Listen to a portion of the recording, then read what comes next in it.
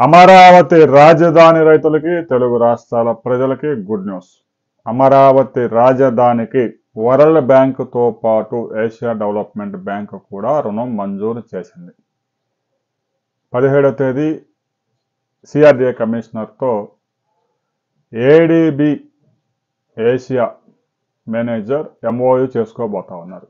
దాదాపు 8,000 కోట్లు ఈ ఆర్థిక సంవత్సరమే రిలీజ్ చేసేందుకు వారు ముందుకు వచ్చారు.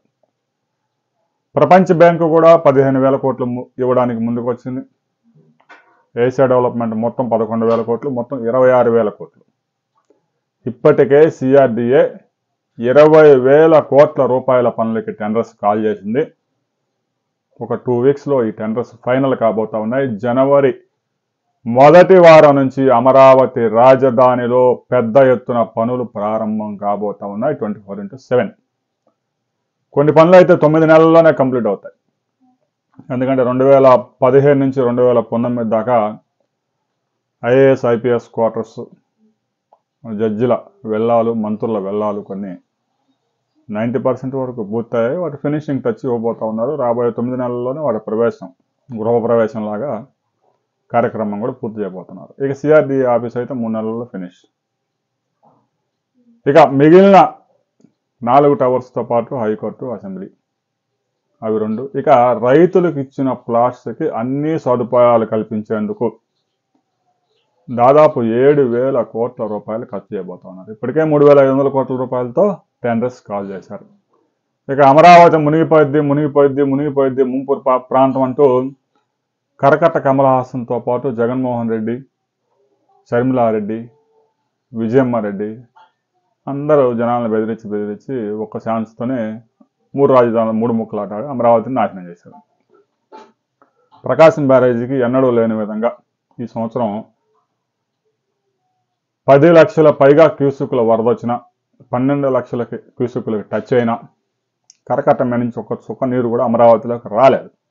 అయితే కృష్ణానది నుంచి కాదు అమరావతికి వరద ముప్పు, కొండవీటి వాగు, పాలవాగు పొంగాయి అంటే ఆ నీరు కృష్ణాలో వరద వచ్చిన సమయంలో కనుక వస్తే ఆ నీరు కృష్ణానదిలోకి ప్రవేశించే అవకాశం లేదు కాబట్టి మునిగిపోయిద్దని మరో ప్రచారం చేశారు.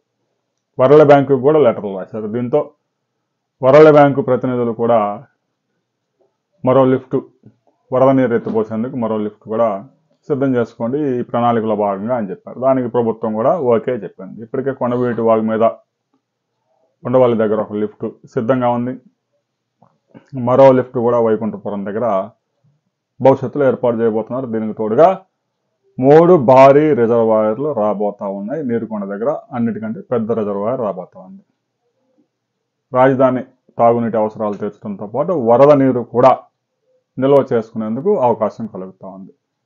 రాబోయే కొద్ది రోజుల్లోనే అమరావతిలో ప్రపంచ స్థాయి యూనివర్సిటీలు 7 యూనివర్సిటీలు రాబోతా ఉన్నాయి. ఇప్పటికే విఐటి, అమృత, ఎస్ఆర్ఎం పెద్ద ఎత్తున కార్యకలాపాలు ప్రారంభించాయి. కేంద్ర ప్రభుత్వ రంగ సంస్థ కూడా ఒకటి ఓపెనింగ్కి సిద్ధంగా ఉంది. హైకోర్టు నడుస్తూ ఉంది. వెలగపూడిలో సచివాలయం, అసెంబ్లీ అన్ని సిద్ధంగా ఉన్నాయి. రాబోయే కొద్ది రోజుల్లో అమరావతిలో పెద్ద ఎత్తున పనులు ప్రారంభించడంతో పాటు వరల్డ్ క్లాస్ యూనివర్సిటీకి శంకుస్థాపన జరగబోతా ఉంది. అది ముఖ్యమంత్రి స్వయంగా చంద్రబాబు నాయుడు చెప్పారు. అయితే అది ఎక్కడ శంకుస్థాపన చేయబోతా ఉన్నారు ఏంటి అనే దాని మీద ఇంకా క్లారిటీ లేదు కాబట్టి కొన్ని వివరాలు వచ్చిన తర్వాత మరో వీడియోలో తెలుసుకున్నాం. వీడియో నచ్చితే లైక్ చేయండి, షేర్ చేయండి, సబ్స్క్రైబ్ చేసుకోండి.